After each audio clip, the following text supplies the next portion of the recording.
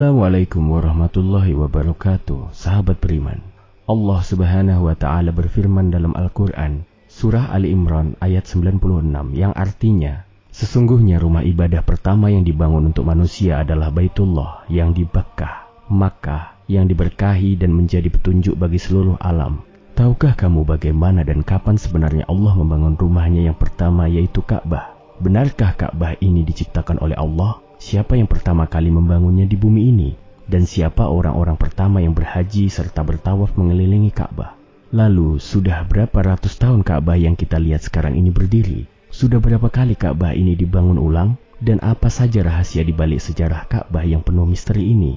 Semua pertanyaan ini akan dibahas bersama berdasarkan Al-Quran dan hadis. Jadi, jangan lewatkan video ini sampai selesai ya. Keistimewaan Ka'bah dan sejarah awalnya. Ka'bah adalah tempat suci yang selalu dirindukan oleh setiap hati muslim. Setiap melihatnya, hati akan bergetar. Setiap bertawaf mengelilinginya, jiwa akan merasa damai.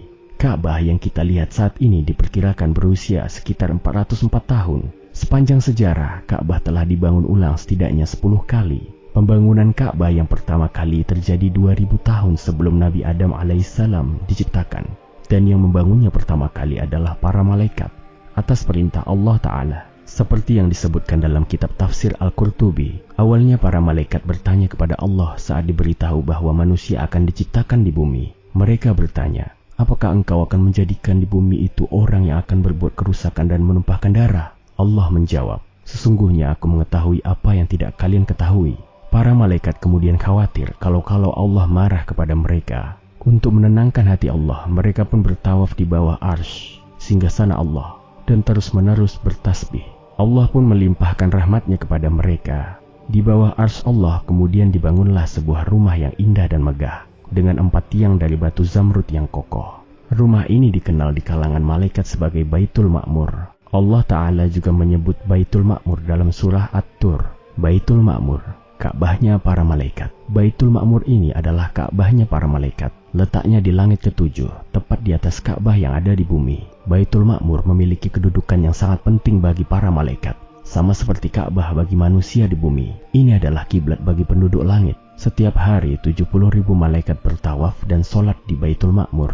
Dan yang menakjubkan, malaikat yang sudah bertawaf atau sholat di sana satu kali tidak akan pernah mendapatkan kesempatan kedua. Setiap hari selalu ada 70.000 malaikat yang baru yang datang untuk beribadah di sana. Dalam hadis riwayat Bukhari dan Muslim disebutkan bahwa Rasulullah SAW juga pernah diperlihatkan Baitul Ma'mur saat peristiwa Isra Mi'raj.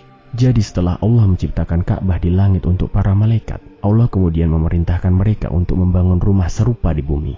Tujuannya agar hamba-hamba Allah di bumi juga bisa bertawaf dan beribadah kepadanya. Maka para malaikat pun menaati perintah Allah dan membangun Ka'bah pertama di bumi, yang dikenal sebagai Baitullah. Para malaikat jugalah yang pertama kali berhaji dan bertawaf di Ka'bah di bumi ini. Pembangunan Ka'bah kedua oleh Nabi Adam alaihissalam. Pembangunan Ka'bah yang kedua terjadi saat Nabi Adam alaihissalam diturunkan ke bumi setelah diciptakan. Ketika Nabi Adam diturunkan dari surga ke bumi, beliau merasa kesepian. Beliau mengeluh kepada Allah, "Ya Tuhanku, di sini aku tidak bisa mendengar tasbih para malaikat. Dan aku tidak melihat tempat ibadah seperti Baitul Ma'mur di langit yang selalu dikelilingi para malaikat." Mendengar permohonan Nabi Adam, Allah berfirman, "Pergilah ke tempat yang akan kami tunjukkan. Bangunlah Ka'bah di sana, lalu bertawaflah mengelilinginya dan sholatlah menghadap ke arahnya." Allah kemudian mengutus malaikat Jibril untuk membimbing Nabi Adam. Malaikat Jibril membawa Nabi Adam ke suatu tempat di mana bumi pertama kali dibentuk. Konon di tempat itulah muncul buih pertama yang kemudian menyebar dan membentuk seluruh daratan di bumi. Di tempat itulah malaikat Jibril memukulkan sayapnya ke tanah hingga fondasi Ka'bah menembus sampai ke 7 lapis bumi. Fondasi ini kemudian diisi dengan batu-batu dari 5 gunung, di antaranya Gunung Lebanon, Gunung Tur, Gunung Judi, Gunung Hira, dan lainnya. Di atas fondasi ini dibangunlah dinding-dinding Ka'bah. Dalam pembangunan Ka'bah kedua ini, Nabi Adam alaihissalam bekerja bersama malaikat Jibril. Bahkan Siti Hawa juga ikut membantu dengan membawa tanah dan batu, sementara Nabi Adam yang membangunnya. Setelah pembangunan Ka'bah selesai, Allah memerintahkan Nabi Adam untuk bertawaf. Allah juga berfirman, "Engkau adalah manusia pertama, dan ini adalah rumah ibadah pertama." Sejak saat itu, Nabi Adam selalu sholat menghadap Ka'bah dan terus beribadah kepada Allah. Pembangunan Ka'bah ketiga oleh Nabi Syits alaihi salam. Setelah dibangun oleh Nabi Adam, seiring berjalannya waktu, dinding-dinding Ka'bah mulai melemah dan rusak.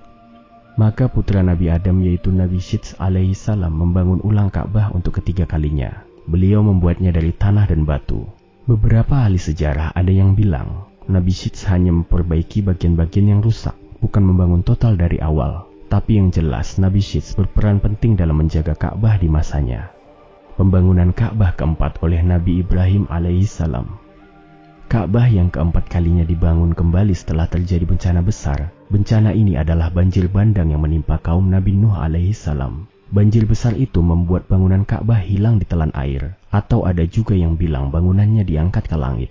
Yang tersisa hanyalah sebuah gundukan tanah merah yang tinggi. Setelah berabad-abad, datanglah Nabi Ibrahim alaihi salam. Allah kemudian memerintahkan Nabi Ibrahim untuk membangun kembali Ka'bah. Mari kita sedikit mundur untuk memahami ceritanya. Atas perintah Allah, Nabi Ibrahim pernah meninggalkan istrinya Siti Hajar dan putranya yang masih bayi Nabi Ismail di sebuah lembah Mekah yang tandus dan sepi. Di sana belum ada penduduk, bahkan bangunan Ka'bah pun belum ada, hanya ada gundukan tanah merah. Nabi Ibrahim dengan penuh keyakinan kepada Allah menuruti perintah itu. Beliau pun melakukan perjalanan dari Palestina ke Mekah berkali-kali untuk mengunjungi keluarganya. Pada kunjungan kelima, Allah memberi perintah kepada Nabi Ibrahim untuk membangun kembali Ka'bah.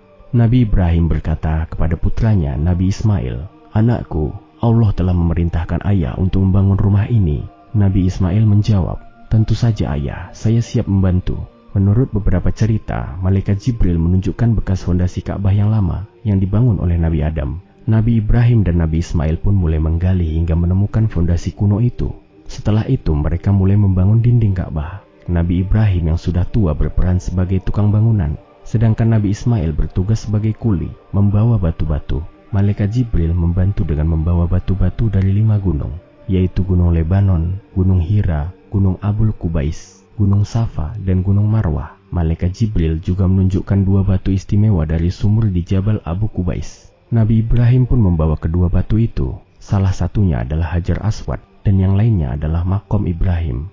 Maqam Ibrahim ini adalah batu terkenal tempat Nabi Ibrahim berdiri saat membangun dinding Ka'bah yang semakin tinggi. Ajaibnya, batu itu bisa naik turun dengan sendirinya seiring tinggi dinding Ka'bah. Hajar Aswad, batu hitam ini sangat istimewa. Nabi Muhammad SAW bersabda, Hajar Aswad itu turun dari surga. Warnanya lebih putih dari susu. Dosa-dosa manusia yang membuatnya menjadi hitam. Dalam hadis lain, beliau juga bersabda, Hajar Aswad dan Maqam Ibrahim adalah 2 batu dari surga. Allah telah memadamkan cahaya mereka. Seandainya Allah tidak memadamkan cahaya mereka, niscaya keduanya akan menyinari seluruh timur dan barat. Pembangunan Ka'bah kelima dan keenam. Setelah Nabi Ibrahim, Ka'bah dibangun kembali untuk kelima kalinya oleh kaum Amaliko dan yang keenam kalinya oleh kabilah Jurhum. Orang dari kabilah Jurhum yang membangunnya bernama Hars bin Mudad Ashur. Pembangunan Ka'bah ketujuh oleh Qusay bin Kilab. Ka'bah yang ketujuh kali dibangun oleh seorang kakek buyut dari Nabi Muhammad SAW, yaitu Qusay bin Kilab. Beliau membangun Ka'bah dari awal lagi, menjadikannya bangunan yang sangat kokoh dan tak tertandingi pada masanya. Pembangunan Ka'bah ke-8 oleh kaum Quraisy bersama Nabi Muhammad. Pembangunan Ka'bah yang ke-8 terjadi saat Nabi Muhammad SAW masih muda, sebelum diangkat menjadi Nabi. Waktu itu sebuah banjir besar melanda Mekah, membuat dinding Ka'bah menjadi sangat rapuh. Setelah bermusyawarah, kaum Quraisy memutuskan untuk membangun kembali Ka'bah. Dalam pembangunan ini, Nabi Muhammad SAW juga ikut serta. Beliau membantu mengangkat batu-batu. Namun karena dana yang terbatas, pembangunan Ka'bah oleh kaum Quraisy ini tidak menyertakan hatim Ka'bah, area lengkung di samping Ka'bah yang sebenarnya merupakan bagian dari Ka'bah. Pembangunan Ka'bah yang ke-9 oleh Abdullah bin Zubair. Ka'bah dibangun untuk ke-9 kalinya ketika dinding-dindingnya kembali rusak akibat penyerangan pasukan Yazid yang melemparkan batu-batu. Sahabat Nabi Abdullah bin Zubair kemudian membangun kembali Ka'bah. Kali ini, beliau menyertakan hatim Ka'bah ke dalam bangunan utama, mengembalikan bentuk Ka'bah sesuai dengan fondasi yang dibangun oleh Nabi Ibrahim. Pembangunan Ka'bah ke-10 oleh Hajjaj bin Yusuf.